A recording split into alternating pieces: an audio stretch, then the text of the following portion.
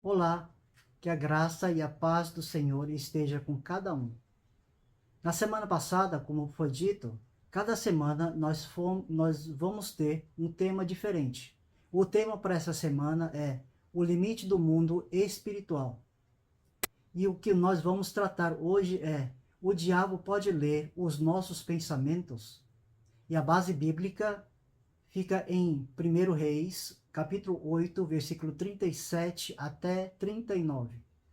Diz assim: quando houver fome na terra, ou peste, quando houver crestamento ou ferrugem, gafanhotos e larvas, quando o seu inimigo o cercar em qualquer das suas cidades, ou houver alguma praga ou doença, toda oração e súplica que qualquer homem ou todo o teu povo de Israel fizer, conhecendo cada um a chega do seu coração e estendendo as mãos para o roubo desta casa, ouve tu nos céus, lugar da tua habitação, perdoa, age e dá a cada um segundo todos os seus caminhos, já que lhes conhece o coração, porque tu, só tu és conhecedor do coração de todos os filhos dos homens.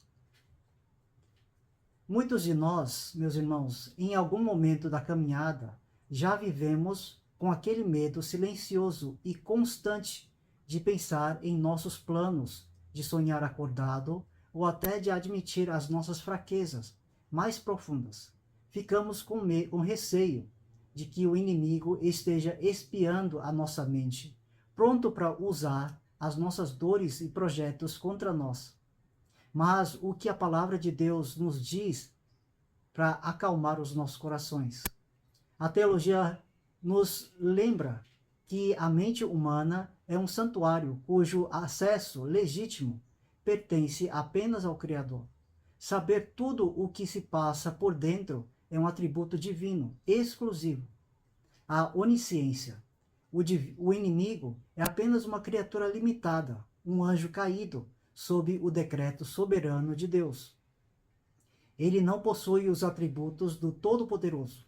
Não pode estar em todos os lugares ao mesmo tempo e jamais conseguirá acessar aos arquivos, digamos, decretados da sua mente.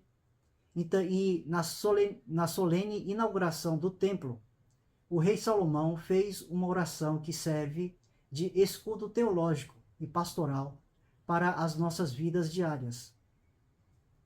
Ele olhou para os céus e declarou: porque tu, só tu és conhecedor do coração. Que verdade libertadora, meus irmãos. Esse só tu funciona como um limite soberano que Deus estabeleceu ao redor de você. Como propriedade exclusiva do Senhor, a porta dos seus pensamentos está guardada por Ele, e nenhuma força das trevas tem direito ou capacidade de violar esse espaço. O que acontece na verdade é que o reino das trevas nos observa do lado de fora. Como o adversário estuda a natureza humana decaída há milênios, ele presta atenção minuciosa nos nossos comportamentos, nas nossas reações externas diante das aflições, nas palavras que saem da nossa boca e naquilo que escolhemos alimentar nossa rotina. Ele tenta deduzir o que estamos sentindo com base no que demonstramos externamente, lançando dardos inflamados de sugestões e sussurros para ver como reagimos. Sabendo disso, você pode respirar fundo, zelar por suas palavras e descansar na sabedoria do Pai. Salomão menciona o momento em que o crente descobre a chega do seu coração. Às vezes, a nossa maior batalha é aquela invisível aos olhos do mundo. Um esgotamento mental, uma tristeza profunda ou uma ansiedade que alerta a alma.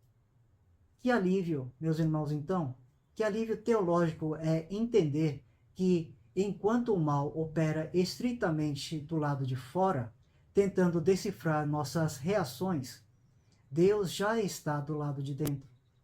Ele conhece a nossa dor secreta, não para nos condenar em um tribunal, mas porque nos comprou por alto preço e opera em nós a cura e a restauração. As suas conversas silenciosas com Deus são perfeitamente seguras e privadas. É um canal de graça, absolutamente blindado. Quando você fecha os olhos e clama ao Pai, o Espírito Santo, que habita em você, intercede com gemidos inexprimíveis, como escrito lá em Romanos, capítulo 8, versículo 26. Você não precisa viver em constante sobressalto ou sob o peso do medo dentro da sua própria mente. Descansamos na graça. Entregue os seus planos, então, ao Senhor em secreto. Cuide com carinho e responsabilidade das suas emoções. Respeite os limites do seu corpo e descanse. A sua mente é o santuário onde o Espírito Santo habita, selado para o dia da redenção. Você está guardado sob o firme decreto do amor do Pai. Então a pergunta é: se o inimigo não lê pensamentos, faz sentido fazer orações mentais para repreender o mal, ou as orações de guerra espiritual devem ser verbalizadas?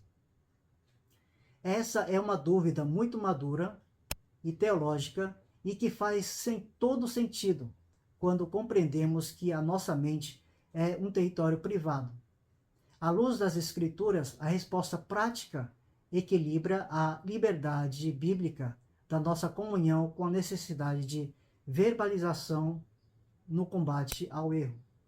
Para ser bem direto, as orações mentais são perfeitamente válidas e eficazes para nos comunicarmos com Deus.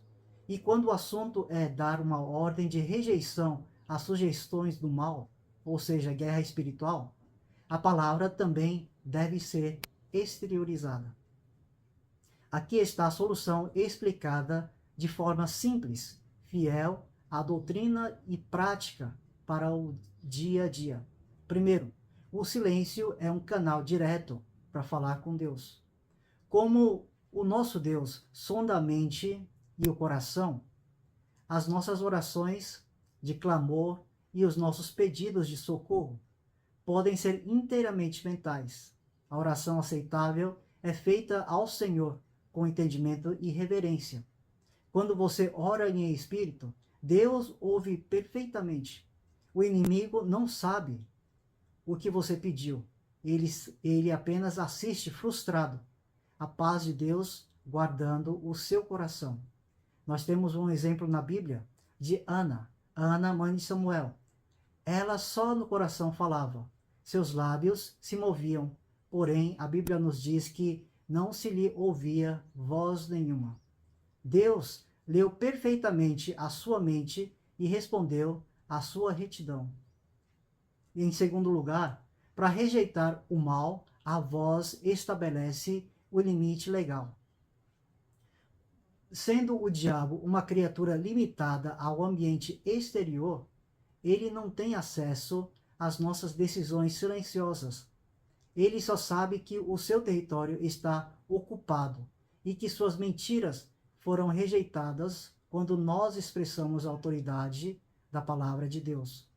O próprio Senhor Jesus Cristo, ao ser tentado no deserto, não travou um combate puramente subjetivo ou silencioso. Ele enfrentou o adversário utilizando a espada do Espírito por meio da voz.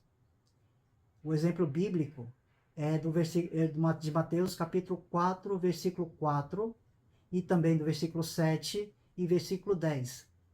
Diante dos ataques, Jesus verbalizou a sã doutrina repetidas vezes, dizendo, está escrito. O apóstolo Tiago nos instrui, dizendo, resisti ao diabo e ele fugirá de vós. Na ordem bíblica, a resistência ativa envolve proclamar a verdade da maneira audível e firme.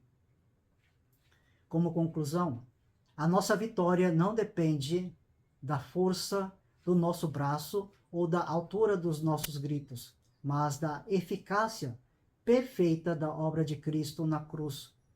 Verbalizar a rejeição ao erro serve apenas para dar o aviso legal. Use o silêncio, então, da alma para se alinhar com confiança no decreto projetor do Pai. E use a sua voz de forma mansa, sóbria e firme para lembrar ao medo que a sua vida já tem dono. Descanse, pois aquele que nasceu de Deus te guarda e o maligno não tem como te tocar. Deus abençoe com essa palavra.